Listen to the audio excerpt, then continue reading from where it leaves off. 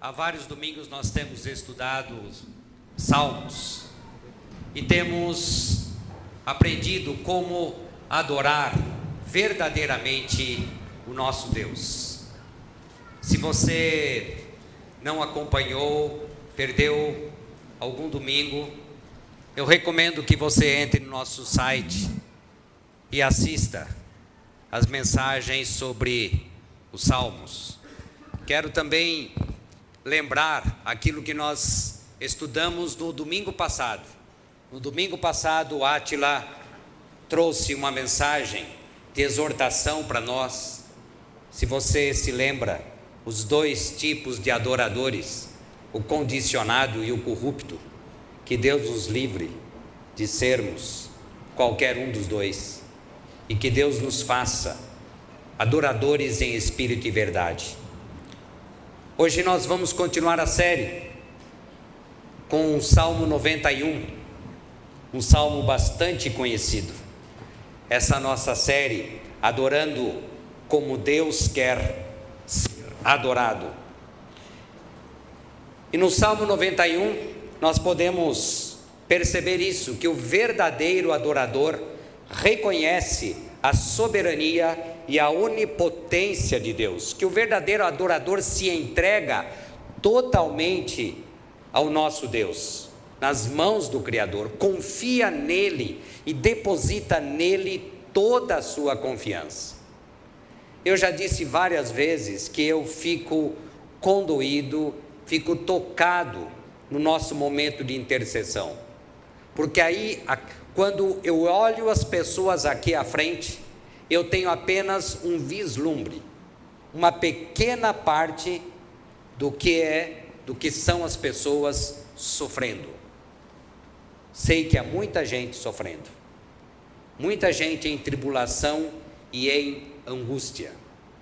E é muito fácil, num momento de tribulação, de angústia, a quem você recorre? A Deus. Mas o que é, de fato, no momento de angústia e de tribulação, você recorrer a Deus, não só de palavra? O Salmo 91 dá algumas respostas para nós. Então convido você a abrir a sua Bíblia no Salmo 91, deixá-la aberta, que eu vou voltar várias vezes. Mas antes da leitura, eu quero lembrar algo que é muito conhecido. Esse salmo é bastante conhecido. Alguns atribuem a Davi, outros têm dúvidas, mas isso não importa. Mas eu já fui a algumas casas, alguns estabelecimentos comerciais, e lá estava a Bíblia aberta no Salmo 91. Na casa da minha mãe não era diferente. A minha mãe era uma pessoa muito religiosa, e certa vez eu perguntei a ela: mãe, por que a senhora deixa a Bíblia aberta no Salmo 91? E a resposta dela foi muito pronta: ora, porque protege a casa. Com muita paciência e com muito respeito, eu disse a ela: mãe, se a senhora quiser, continue a deixar a Bíblia aberta no Salmo 91, como sempre fez.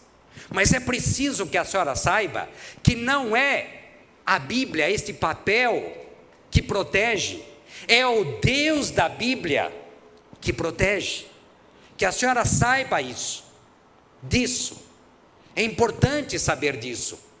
Não é a Bíblia, que por isso que ela está aberta, não é o Salmo 91 que protege, é o nosso Deus quem pode proteger. Ele é o único.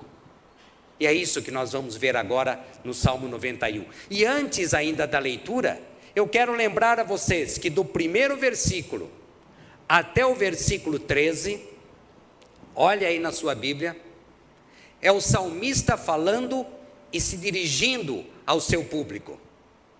E quero lembrar uma coisa importante para você entender esse salmo. Do versículo 14 em diante, há uma mudança de voz. é Deus quem está falando.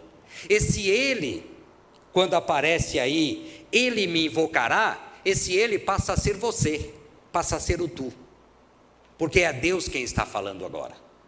Então vamos à leitura do Salmo 91. Aquele que habita no esconderijo do Altíssimo e descansa à sombra do Onipotente, diz ao Senhor: meu refúgio e meu baluarte, Deus meu em quem confio. Ah, pois ele te livrará do laço do passarinheiro e da peste perniciosa. Cobrir-te-á com as suas penas, e sob suas asas, tu estarás seguro. A sua verdade é pavês e escudo. Não te assustarás do terror noturno, nem da seta que voa de dia, nem da peste que se propaga nas trevas, nem da mortandade que assola ao meio-dia. Caiam 1000 ao teu lado e 10.000 à tua direita, você, tu não serás atingido. Somente com os teus olhos contemplarás e verás o castigo dos ímpios. Pois disseste: o Senhor é o meu refúgio, fizeste do Altíssimo a tua morada.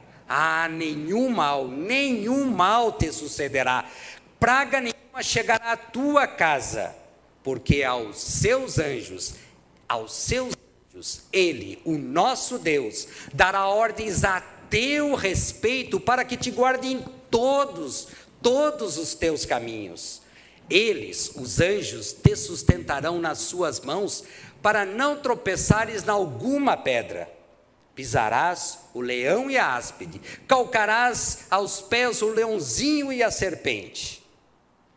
Porque a mim se apegou com amor, eu o livrarei. Pô-lo-ei a salvo, porque conhece o meu nome. Ele me invocará e eu lhe responderei. Na sua angústia eu estarei com ele. Livrá-lo-ei e o glorificarei.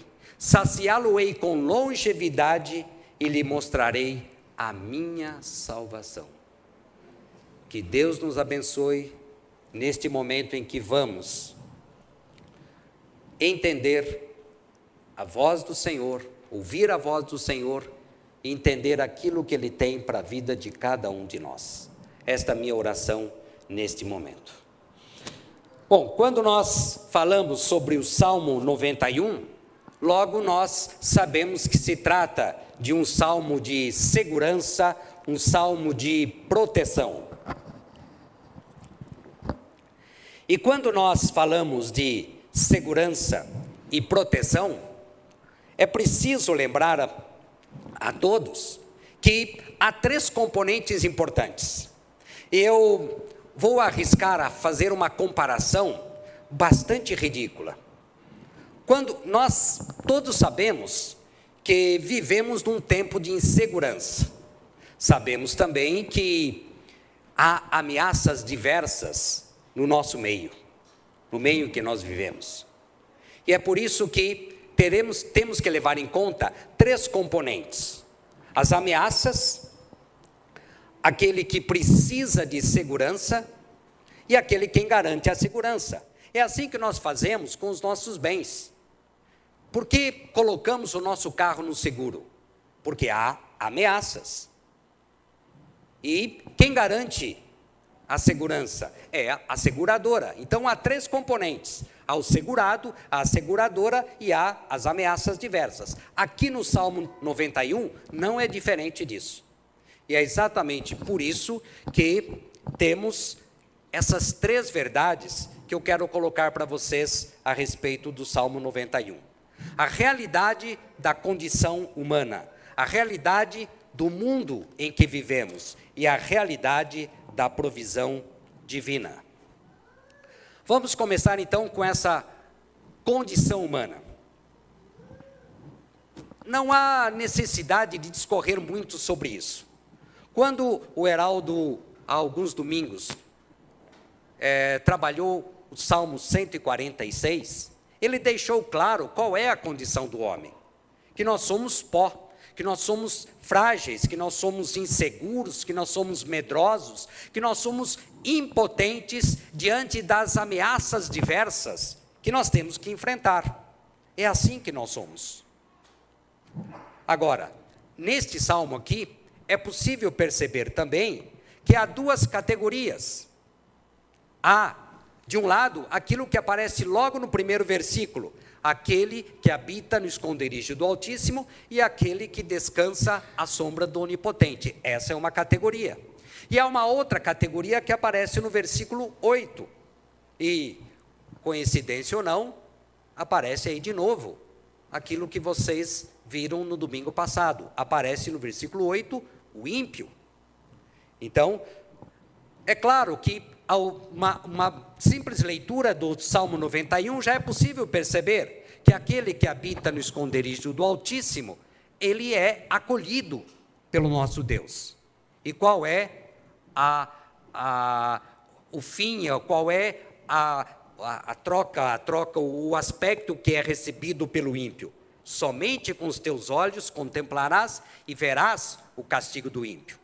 Mas nós sabemos que tanto aquele que habita no esconderijo do Altíssimo, quanto o ímpio, eles sofrem todas essas ameaças. Nenhum dos dois acaba escapando dessa ameaça.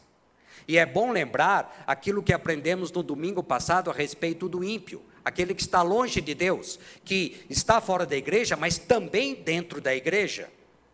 Também dentro da igreja.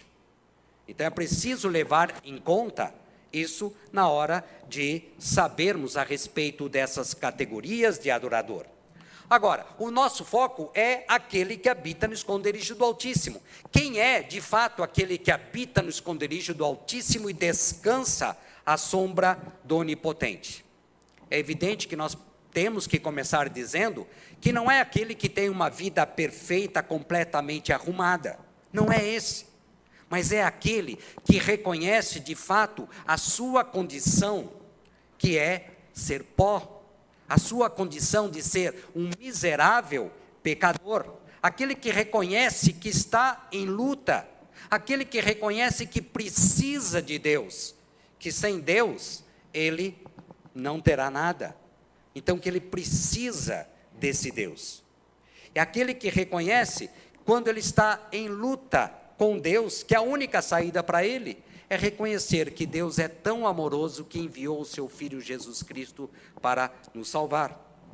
Se não for assim, eu não posso correr para o abrigo do Senhor.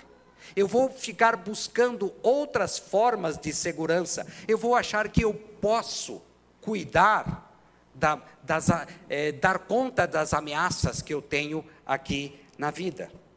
E é por isso que eu quero terminar essa primeira parte com uma pergunta para você. Você se encaixa, de fato, nessa categoria descrita pelo salmista? Você é um daqueles que se escondem no esconderijo do Altíssimo e descansam à sombra do Onipotente? Você se encaixa no que diz o versículo 9? O Senhor é o meu refúgio. Eu faço do Altíssimo a minha morada? Essa é uma pergunta importante para passarmos para o segundo ponto, que é, de fato, relativo às diversas ameaças. Antes de passarmos para as ameaças em si, é importante perceber que nos 2 versículos iniciais aparecem 4 figuras ou 4 metáforas, como vocês queiram, para representar a segurança. 4 palavrinhas que aí estão para representar a segurança. Esconderijo, que é o abrigo em tempos de insegurança. Sombra, abrigo em tempos de sol forte e calor. Refúgio, que representa o abrigo em tempos de guerra e perseguição. E baluarte, que é a fortaleza, que nada mais é do que abrigo em tempo de guerra. Então, 4 figuras mostrando o quanto nós precisamos de segurança, de proteção. Mas vamos a essas ameaças. De onde vêm essas ameaças? O Salmo 91 responde aí no versículo 3. É a primeira expressão que aparece relativa a essas ameaças. Laço do passarinheiro. E aqui é evidente que faz falta a sua experiência de interior, a sua experiência lá da roça. Eu sei que o Ferreira, nos tempos lá da fazenda, lá em Cafelândia, ele armava laço para caçar passarinhos. Então, o que é o laço do passarinheiro? É uma figura também que representa armadilha. São as armadilhas a que estamos sujeitos no nosso dia a dia. Mas é referente a quê? Por incrível que pareça, essa ameaça vem da mente do homem.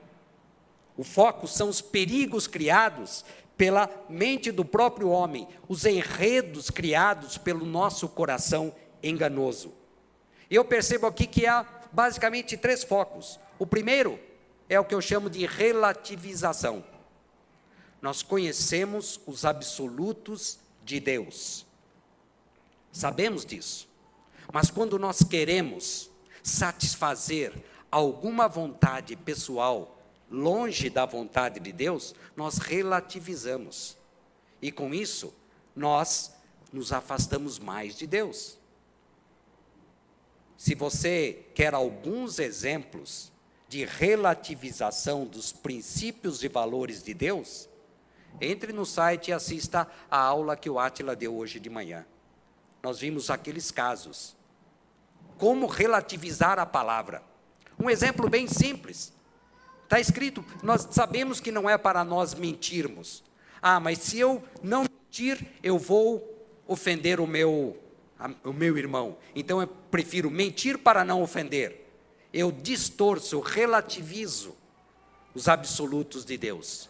Isso é laço do passarinheiro. Então eu preciso da segurança de Deus para me livrar desses laços que eu mesmo crio. Porque nós vivemos numa sociedade cujos valores estão distantes dos valores de Deus. Eu preciso tomar cuidado para não relativizar. Um segundo foco, relativo aos problemas. Eu quero contar uma coisa para vocês. Se vocês não sabem, mas, basicamente, eu vou chutar aqui o índice. 70% dos problemas que eu tenho, eu mesmo crio. Eu mesmo crio problemas para mim mesmo. Eu acho que isso só acontece comigo. Só comigo. Eu crio os problemas.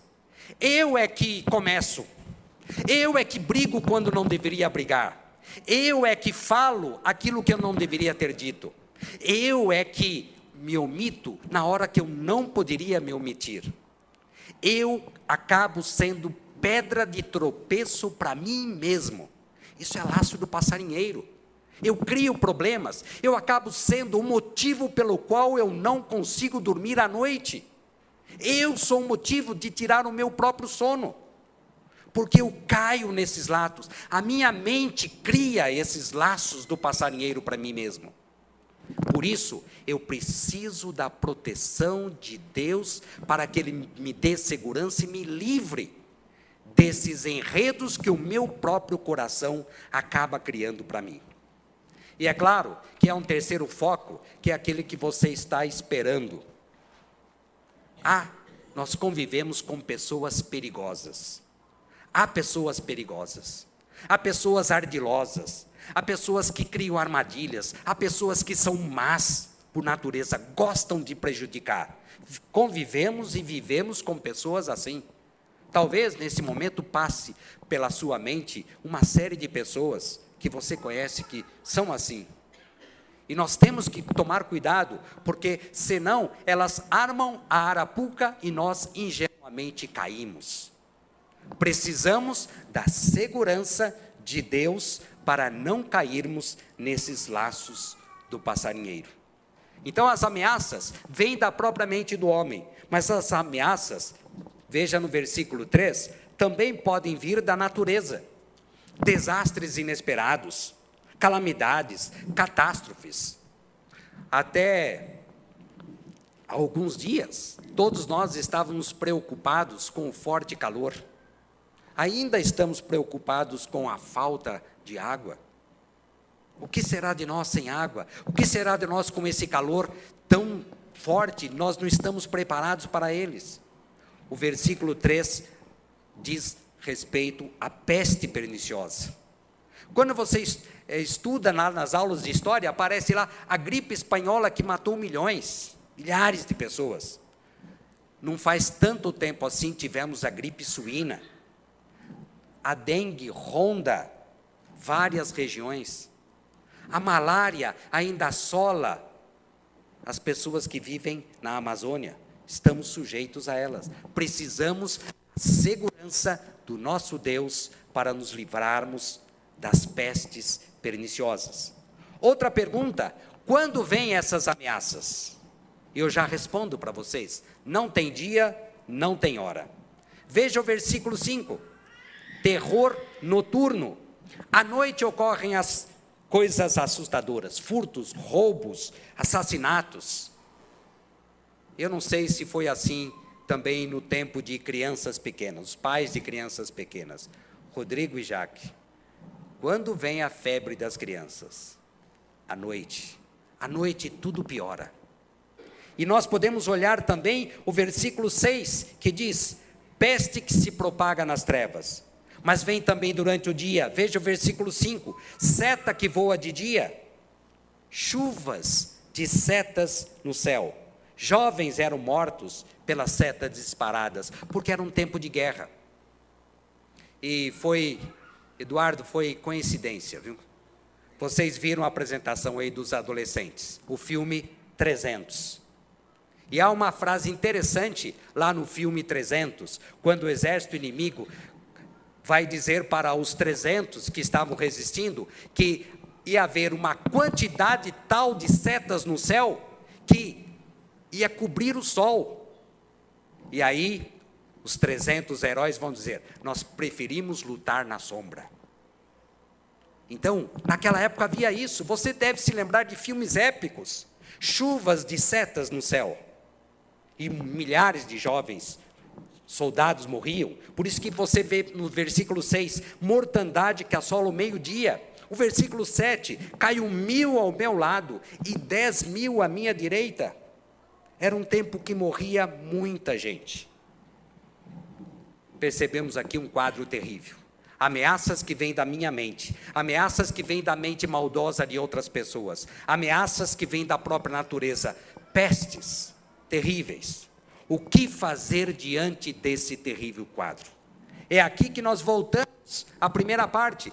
Parece que esta segunda parte acentua ainda mais a nossa fragilidade. Somos pó, não temos o que fazer diante disso.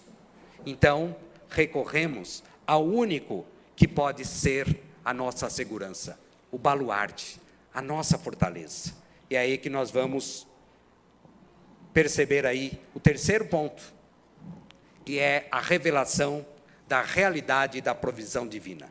Quem pode garantir a segurança? Há algumas pessoas aqui entre nós que trabalham com seguradora. Me lembro do Paulo, me lembro do Carlinhos. E quando você vai escolher uma seguradora, você quer saber as credenciais dela. Quer saber se é uma seguradora idônea ou não? Quem é essa seguradora? Quando nós estamos falando a respeito de quem pode dar segurança, quem é esse que pode garantir a nossa segurança? Basta você olhar de novo para os 2 primeiros versículos e você já tem as credenciais do nosso Deus, por meio de 4 nomes que aparecem aí: Altíssimo, Onipotente, Senhor e Deus. Esse é o nosso Deus, é o Altíssimo, é o El Elyon, que vai enfatizar a força e a soberania, mas é também o Onipotente, El Shaddai, que enfatiza a invencibilidade, mas é também o Senhor, Yahvé, que vai ressaltar a eternidade, mas Ele é também Deus, Elohim, o termo genérico que enfatiza liderança e poder. Esse é o nosso Deus, o único que pode garantir a proteção e a nossa segurança. Mas há mais. que tipo de segurança, que tipo de proteção Ele pode nos dar. Há pelo menos 4. Há pelo menos 4 tipos de proteção. A proteção emocional. Onde é que eu vejo a proteção emocional aí no texto? Vá para o versículo 4, quando ele diz aí, a figura da ave-mãe, cobrir-te-á com as suas penas, e sob suas asas estarás seguro. Eu posso dizer a vocês o seguinte: quando o Senhor abre as suas asas sobre os seus filhos, nada pode colocar em risco a nossa segurança. Mas há também proteção física. Vocês percebem, há vários momentos, ao versículo 7, o versículo 10, em que nós podemos ver essa proteção física, especialmente quando está dizendo, cai 1.000 ao teu lado e 10.000 à tua direita, tu não serás atingido, praga nenhuma chegará à tua casa. É claro que tudo isso, dependendo, está debaixo da vontade soberana do nosso Deus. Mas há também uma proteção espiritual.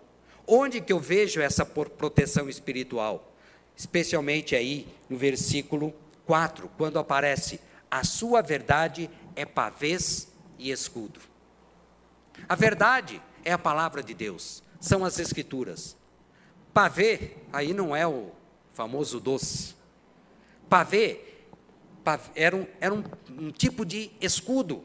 Era um escudo pequeno, que cobria parte do corpo e que dava mobilidade ao guerreiro na hora da luta. E quando ele se refere a escudo, era aquele escudo grande. De novo, voltando ao 300, se você assistir ao 300, quando eles se juntam e colocam um escudo, eles se livram da seta que voa de dia. Então, o que o salmista está dizendo é que a verdade de Deus, as Escrituras representam essa segurança. Qual a direção, qual o norte que eu vou seguir? Qual a direção que eu quero seguir? Jovens, que ficam geralmente para cá, os adolescentes e os jovens. Quando nós olhamos para a palavra de Deus, e lá está bem claro que vocês devem obedecer aos seus pais, vejam que é fácil relativizar e distorcer essa palavra. Mas o nosso mundo hoje não valoriza os mais velhos, a nossa sociedade valoriza os jovens. Meu pai não está com nada, não vou ouvir o meu pai. Mas a palavra de Deus diz que é para vocês ouvirem os seus pais. Jovens e adolescentes, vocês que já estão pensando em relacionamentos, qual critério que você vai usar para arrumar namorado ou namorada? Palavra de Deus. Os jovens pais, o que fazer diante do grande desafio da educação dos filhos? Onde eu vou encontrar orientações seguras? Aqui na palavra de Deus. Por isso que ela é escudo, ela é pavês. Os mais idosos, há orientações para nós, há orientações para os casais. O que fazer para termos uma vida conjugal mais segura, mais firme?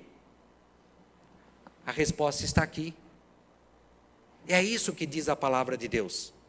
Proteção emocional, proteção física, proteção espiritual e também a proteção sobrenatural, a proteção milagrosa, que vocês podem ver entre os versículos 11 e 13. Deus destaca anjos para nos proteger dos inimigos ferozes. Hebreus 1,14 ressalta isso também. Agora, a figura que é colocada aí, pisarás o leão e a áspide.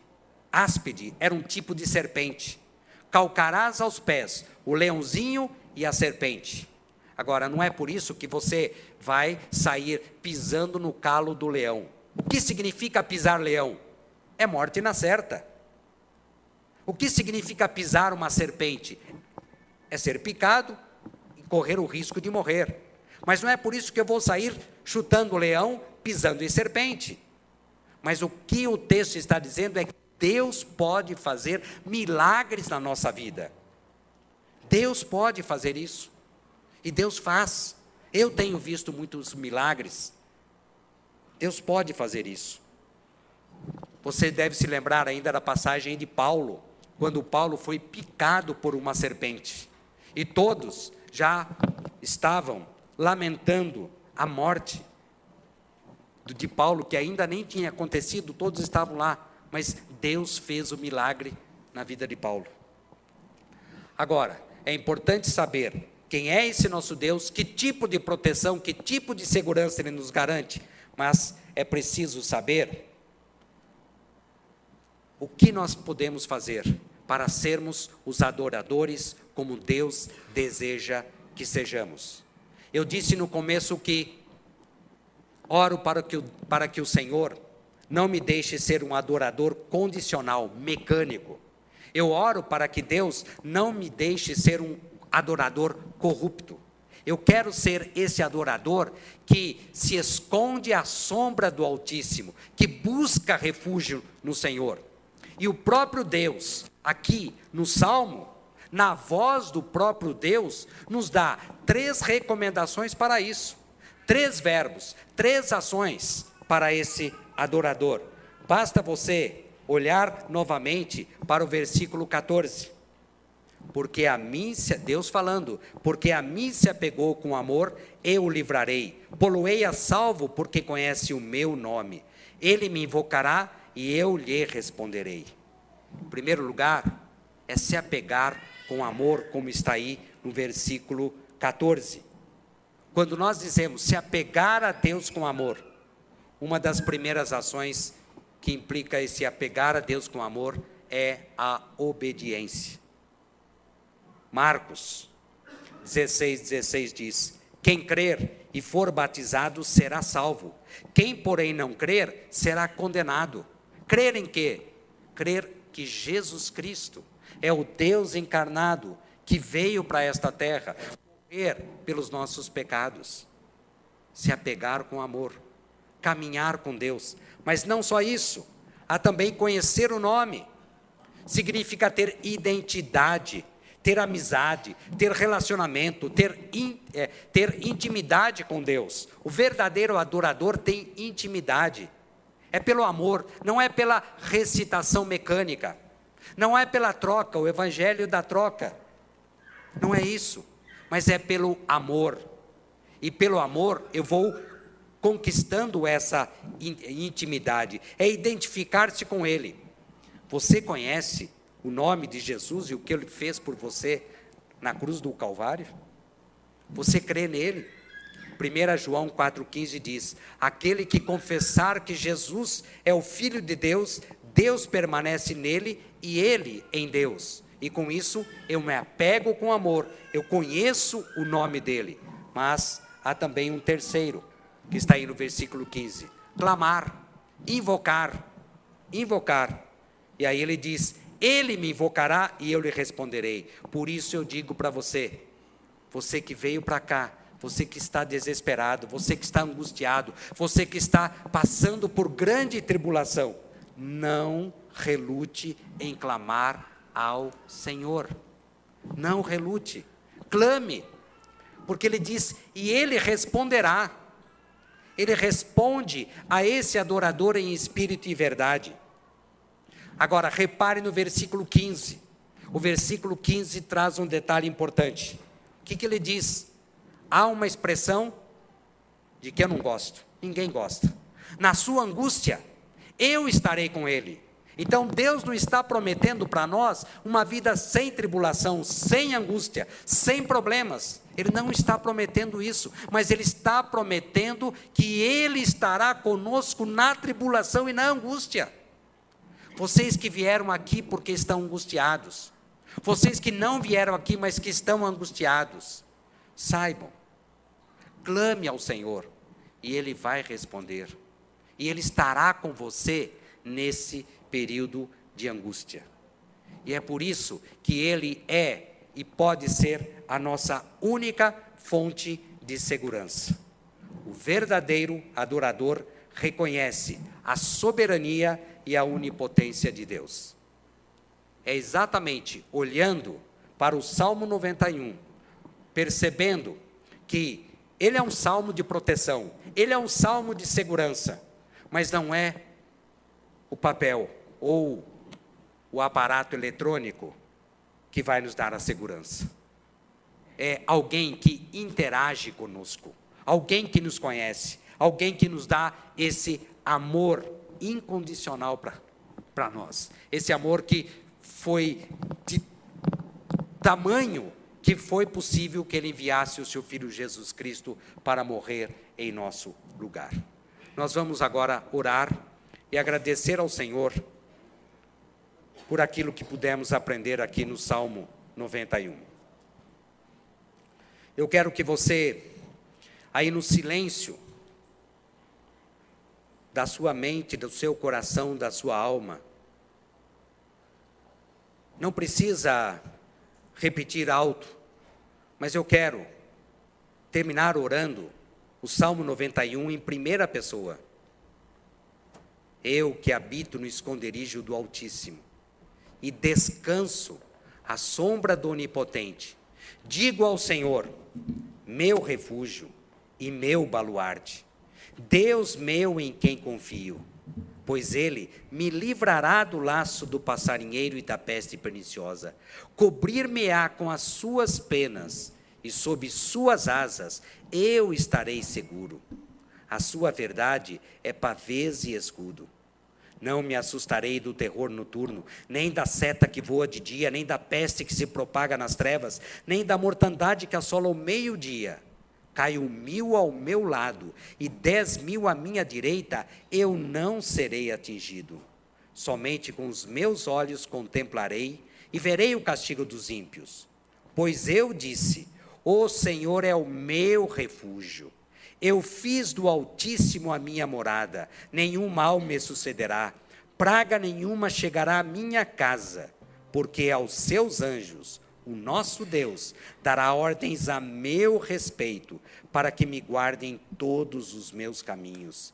Eles, os anjos, me sustentarão nas suas mãos, para eu não tropeçar em alguma pedra.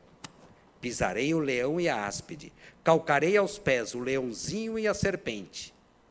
Porque eu me apeguei a ele com amor, ele me livrará. Por-me-á a salvo, porque conheço o seu nome. Eu o invocarei e ele me responderá. Na minha angústia, ele estará comigo, o Deus invisível, o Deus vivo. Ele livrar-me-á e me glorificará.